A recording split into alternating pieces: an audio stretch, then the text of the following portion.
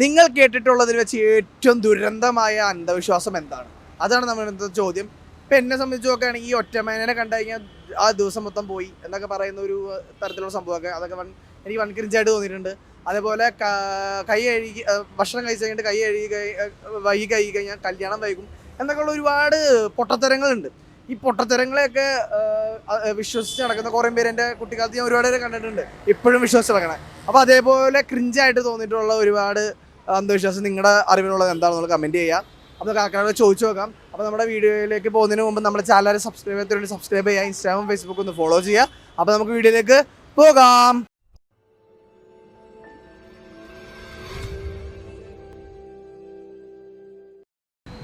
നിങ്ങൾ ഏറ്റവും കൂടുതൽ ദുരന്തമായിട്ട് തോന്നിയിട്ടുള്ള ഒരു അന്ധവിശ്വാസം എന്താണ്? ദുരന്തമായിട്ട് പെട്ടെന്ന് ചോദിച്ചാൽ പൂച്ചവട്ടം ചാടുന്നത്, കൈ കഴുകി ഞാൻ പൊതുവെ വലിയ വിശ്വാസമുള്ള ഒരാളല്ല ഇതിനെപ്പറ്റി. ദുരന്തമായിട്ട് തോന്നിയിട്ടുള്ള ഒരു അന്ധവിശ്വാസം ലൈക്ക് നമ്മൾ ഈ വീട്ടിൽ നിന്ന് ഇറങ്ങുമ്പോഴത്തേക്കും ലൈക്ക് കറുത്ത പൂച്ച അല്ലെങ്കിൽ എന്തെങ്കിലുമൊക്കെ കണ്ടാല് ലൈക്ക് അത് ചില ബാഡ് സൈൻ എന്നൊക്കെ പറയാറുണ്ട്. അത് ലൈക്ക് ഡസന്റ് മേക്ക് സെൻസ്. പിന്നെ ഈ മതവും അങ്ങനത്തെ അന്ധവിശ്വാസമായിട്ട് തോന്നിയിട്ടുണ്ടോ? ഇതൊക്കെ മാറാത്ത എന്തുകൊണ്ടാന്ന് തോന്നിയിട്ടുണ്ടോ ഈ അന്ധവിശ്വാസങ്ങൾ ഇപ്പോഴും നിലനിന്ന് പോണത്? എനിക്കൊന്ന് ഇനി അങ്ങോട്ടുള്ള ജനറേഷനിലൊക്കെ ഒത്തിരി വ്യത്യാസം വരുന്നുണ്ട്. നിങ്ങള് കേട്ടിട്ടുള്ള ഏറ്റവും ദുരന്തമായ അന്ധവിശ്വാസം എന്താണ്? ദുരന്തമായിട്ടുള്ള മതം. എന്തുകൊണ്ടാണ് മതം? മതം എന്തുകൊണ്ടെന്ന് പറഞ്ഞാൽ ഭയങ്കരമായിട്ട് ആൾക്കാരെ ഹാംഫുൾ ആയിട്ട് ട്രീറ്റ് ചെയ്യണവരെന്നാണ്, സൂക്ഷിച്ച് കൈകാര്യം ചെയ്തില്ലെങ്കിൽ.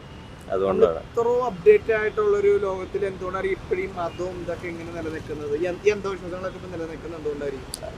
ഇപ്പം നിലനിൽക്കുന്നുണ്ടെന്ന് പറഞ്ഞാലും പയ്യെ പയ്യെ അത് കുറഞ്ഞു തന്നെയുണ്ടല്ലോ. അത് ടൈം എടുക്കും. ഇവരെയൊക്കെ ചെറുപ്പത്തിൽ തൊട്ട് ഇൻജക്ട് ചെയ്ത് വെച്ചിരിക്കുന്നൊരു സംഭവമാണത്. മാറാൻ എന്തൊക്കെ പറഞ്ഞാലും ടൈം എടുക്കും. ഈ മതത്തിൽ അഡിക്റ്റ് ആയിട്ടുള്ള ആൾക്കാർ എന്തോ എന്താ പറയാ ഹോമം കാര്യങ്ങളൊക്കെ ചെയ്ത അത് പൈസ ഉള്ളതായിട്ട് തോന്നുന്നുണ്ടോ? പിന്നില്ലാണ്ട് അതൊക്കെയാണ് ഏറ്റവും ടോക്സിക് ആയിട്ടുള്ള ട്രീറ്റ്സ് എന്ന് പറഞ്ഞാൽ. മതം വിശ്വാസം അവർക്കൊരു എന്താ പറയാ ഒരു പീസിന് വേണ്ടിയിട്ട് അങ്ങനെയൊക്കെയാണെങ്കിൽ പിന്നെയുണ്ട് ഒരു ഐഡിയോളജി ഫോളോ ചെയ്യുക. പക്ഷെ ഇത് വെറുതെ പൈസ മുടക്കി, ചിലപ്പോൾ പൈസ ഇല്ലാത്തവരായിരിക്കാം, പൈസ സാമ്പത്തികമായിട്ട് പിന്നോക്കം പോയവർ പൈസ മുടക്കി ഇങ്ങനെ ഹോമം ചെയ്ത് പൈസ ഉണ്ടാക്കണം എന്ന് പറയേണ്ട ഒരു ഇത് വരും. സമ്പത്തും ആരോഗ്യ കാര്യങ്ങളൊക്കെ ഉണ്ടെങ്കിൽ അത് എന്താ പറയാ തിരിച്ചുണ്ടാവും. ഹോമം ചെയ്താൽ ശരി.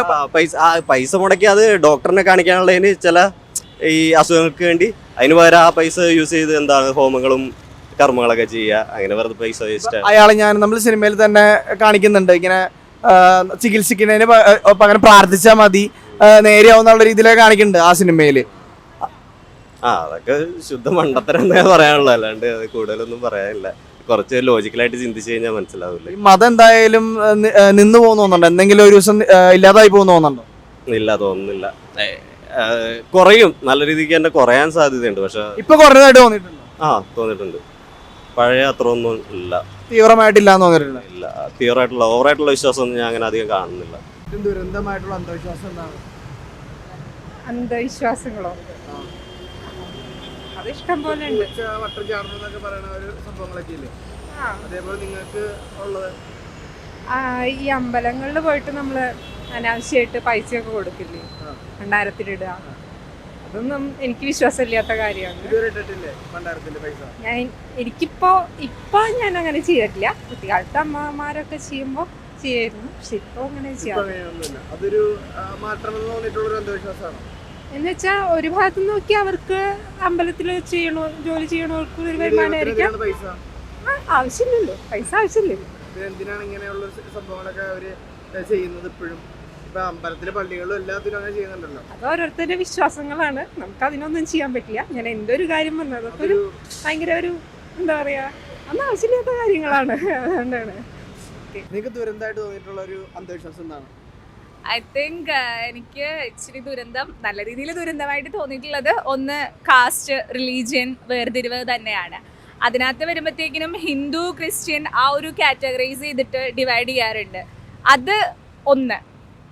പിന്നെ ഒരു കാര്യം എന്ന് പറയുന്നത് നമ്മൾ കാസ്റ്റിൽ SC ST OBC OEC അങ്ങനെ ജനറൽ അങ്ങനെ ഒരു ഡിവിഷൻ ഉണ്ട്. അതെന്തിനാണ് അല്ലേ? അതിൻ്റെ ആവശ്യമില്ല. അതൊരു ഫൂളിഷ് ആയിട്ടാണ് എനിക്ക് തോന്നുന്നത്. മനുഷ്യനെ എന്ന് മാത്രമല്ല കുഞ്ഞു മനസ്സിൽ വരെ ഇഞ്ചെക്ട് ചെയ്യാണ് ഓരോ കാര്യങ്ങളും. സോ അത് സത്യം പറഞ്ഞ വിഡ്ഢിത്തരം തന്നെയാണ്. അതെനിക്ക് അങ്ങനെ തോന്നിയിട്ടുണ്ട്, അന്ധവിശ്വാസമായിട്ട് തോന്നിയിട്ടുണ്ട്. ഇത് മാറാത്ത എന്തുകൊണ്ടായിരിക്കും? ഈ ഒരു ഇപ്പോഴും ഈ ഒരു ഇത്രയും നമ്മൾ അപ്ഡേറ്റഡ് ആയിട്ട് പോലും എന്തുകൊണ്ടാണ് ഇപ്പോഴും ഈ മതത്തിലും ജാതിയിലും കടിച്ചു തൂങ്ങിയിരിക്കണേ മനുഷ്യർ കുറയും? അത് മനുഷ്യർ തന്നെ മാറ്റേണ്ട കാര്യമാണല്ലോ.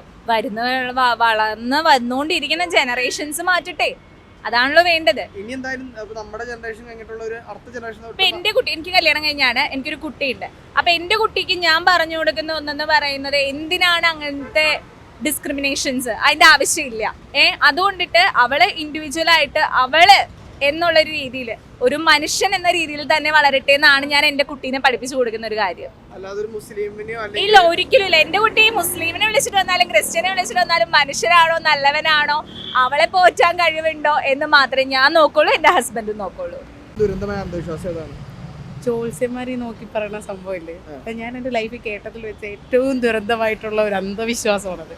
അതെന്താ അങ്ങനെ പറയാൻ കാരണം? എനിക്ക് പേഴ്സണൽ എക്സ്പീരിയൻസ് അങ്ങനെ ഒന്നുമില്ല, പക്ഷേ എനിക്കിതിനോട് പേഴ്സണലി എനിക്ക് ഇഷ്ടമല്ലാത്തതുകൊണ്ടാണോ എന്നൊന്നും എനിക്കറിയില്ല. ഞാൻ അങ്ങനെ തിങ്ക് ചെയ്യുന്നത്. എന്നാലും ഇത് ഭയങ്കര അന്ധവിശ്വാസം തന്നെയാണ്. വെറുതെ ചുമ്മാ ഒരാളുടെ ലൈഫിൽ ഇങ്ങനെയൊക്കെ നടക്കും. അങ്ങനെ ചിലവർ വിശ്വസിക്കുന്നവരുണ്ടാവും. കുറെ അവരെറിയും. എല്ലാവരുടെ ലൈഫിലും കുറെ കോമൺ കാര്യങ്ങൾ നടക്കും. ഇവർ കുറെ എറിയുമ്പോ കുറെ കിട്ടും. അതേ കയറി പിടിച്ച് കുറെ പേര് പോകും, ചെല്ലുള്ളൂ. അതാണ്, അതേ കയറി അവർ പിടിക്കും, അതേ കയറി പോകും. അങ്ങനെ സക്സസ് ആവുന്ന കുറെ പേരുണ്ടാവും. ഭയങ്കര അന്ധവിശ്വാസം. ദുരന്തമായിട്ടുള്ള അന്ധവിശ്വാസം എന്നൊക്കെ പറഞ്ഞു കഴിഞ്ഞാൽ നമ്മുടെ ഈ നരബലി, അതുപോലെ നമ്മളിപ്പോ വണ്ടിയിലൊക്കെ പോകുമ്പോ പൂച്ച വട്ടം ചാടുക, അതൊക്കെ ഭയങ്കര അപകട എന്ന് പറയുന്നത്. ഇതിൽ ഏറ്റവും ദുരന്തമല്ല, ഏറ്റവും അപകടകരമായ ഒരു അവസ്ഥ തന്നെയാണ് ഈ അന്ധവിശ്വാസം എന്ന് പറയാനായിട്ട് സാധിക്കുള്ളൂ. ഈ നരബലി പോലെയുള്ള സാധനങ്ങൾ ഒരു ദൈവത്തെ പ്രീതിപ്പെടുത്താൻ വേണ്ടിയിട്ട് ഒരു മനുഷ്യനെയോ അല്ലെങ്കിൽ ഒരു മിണ്ടാപ്രാണിയെയോ ഒന്ന് കൊന്ന് അതിൻ്റെ രക്തം കൊണ്ടുള്ള ആ ഒരു സംഭവമൊക്കെ അതൊരിക്കലും നമുക്ക് ആ ഒരു അന്ധവിശ്വാസത്തിന് ഉപരി നമുക്കൊട്ട് യോജിക്കാനായിട്ട് പറ്റാത്തൊരു. എനിക്ക് അങ്ങനത്തെ അനുഭവങ്ങളൊക്കെ ഉണ്ടാവാറുണ്ട്, പൂച്ച വട്ടം ചാറൊക്കെ ഉണ്ട്. പക്ഷെ എനിക്കിത് ഇതുവരെ ഒന്നും, എനിക്ക് ഇതുവരെ എല്ലാ ഔറ്റിങ്ങളൊക്കെ ജീവജാലങ്ങള് ഇപ്പൊ ഒറ്റയ്ക്ക് നടക്കേണ്ട, മനുഷ്യർക്കായാലും ഒറ്റയ്ക്ക് നടക്കേണ്ട അവസ്ഥ വരും. ഒറ്റയ്ക്ക് നടക്കണവരെല്ലാവരെയും ഒന്നും ദുരന്തമെന്നോ അങ്ങനെയൊന്നും പറയാൻ പറ്റില്ലല്ലോ. അത് തന്നെ. ഈ ആഹാരം കഴിച്ചിട്ട് കൈ കഴുകാൻ വൈകിയാൽ കല്യാണം മുടങ്ങുന്നൊക്കെ പറയാറുണ്ട്. ഇല്ല, അങ്ങനെ ആരും പറഞ്ഞില്ല. എന്തായിരിക്കും അത് അങ്ങനെ ഒരു സംഭവം വരാനുള്ള കാരണം? എന്തായിരിക്കും കൈ കഴുകിയിട്ട് കല്യാണം മുടങ്ങാന്നുള്ള ഒരു അന്ധവിശ്വാസം വരാനുള്ള കാര്യം എന്താണ്? എന്താന്നറിയില്ല, പാരമ്പര്യമായിട്ട് കുറെ ആൾ പറഞ്ഞു കേട്ടിട്ട് അങ്ങനെ വന്നായിരിക്കും. അത് പണ്ട് ചോറ് കഴിക്കാൻ വേണ്ടി, സ്പീഡ് കഴിക്കാൻ വേണ്ടി അങ്ങനെ വല്ലതായിരിക്കും. ഇവിടെയോ അതെന്താണ് തോന്നിയാണ്? ഭക്ഷണം കഴിച്ചിട്ട് കൈ കഴുകാൻ വൈകി കഴിഞ്ഞു കഴിഞ്ഞാൽ കല്യാണം വൈകുന്നുള്ള സംഭവം. അതിനെ പറ്റി ചോദിക്കുമ്പോ അത് ഓരോ കാലഘട്ടത്തിന്റെയും മുന്നിപ്പോ മറ്റേ ജന്മിമാര് മറ്റേ ഇപ്പോഴും നമ്മുടെ ഇവിടെ ആരോഗ്യം പറയുന്നുണ്ടല്ലോ, മണ്ണില് മറ്റേ കുഴി കുത്തിയിട്ടാണ് ഭക്ഷണം കൊടുത്തിരുന്നത്. അങ്ങനത്തെ ഒക്കെ ഒരു നാടായിരുന്നു ഇത്. അപ്പൊ ഇതുപോലെ തന്നെ വല്ല അതിന് പിന്നിലും വല്ല മണ്ടത്തരങ്ങള് അല്ലെങ്കിൽ ഏതെങ്കിലും ഒരു അത്രയും ബുദ്ധിപൂർവമായ ആൾക്കാരുടെ ഒരു നിയന്ത്രണം, അവരെക്കാളും ശക്തി കുറഞ്ഞ ആൾക്കാരെ നിയന്ത്രിക്കുക, അങ്ങനെയൊക്കെ ചെയ്യുന്നത് പിന്നെ തുടർന്നു പോകുന്നു. അത്രയൊക്കെ തന്നെ, അല്ലാണ്ട് ഇതിലൊന്നും വലിയ ഒരു കാര്യമൊന്നുമില്ല. നിങ്ങൾ കേട്ടിട്ടുള്ള ഏറ്റവും ദുരന്തം അന്ധവിശ്വാസം എന്താണ്? എന്തൊട്ട് അന്ധവിശ്വാസം തോന്നിട്ടുള്ള ഒരു ദുരന്തം നിങ്ങൾക്ക് തന്നെ ഒരു ക്രിഞ്ചായിട്ട് തോന്നിട്ടുള്ള ഒരു അന്ധവിശ്വാസം? ഗേൾസിന്റെ ഡ്രസ്സിങ്ങിനെ കുറിച്ച് പറയാറില്ലേ ചിലവര്, അത് തോന്നിയിട്ടുണ്ട്. അത് ഓരോരാളുടെ ഇഷ്ടല്ലേ ഡ്രസ്സിംഗ് ഒക്കെ. അത് ഓരോരാളുടെ ഇഷ്ടാ. അതൊരു അന്ധവിശ്വാസമായിട്ട് തോന്നി എനിക്ക് തോന്നിയിട്ടുണ്ട്.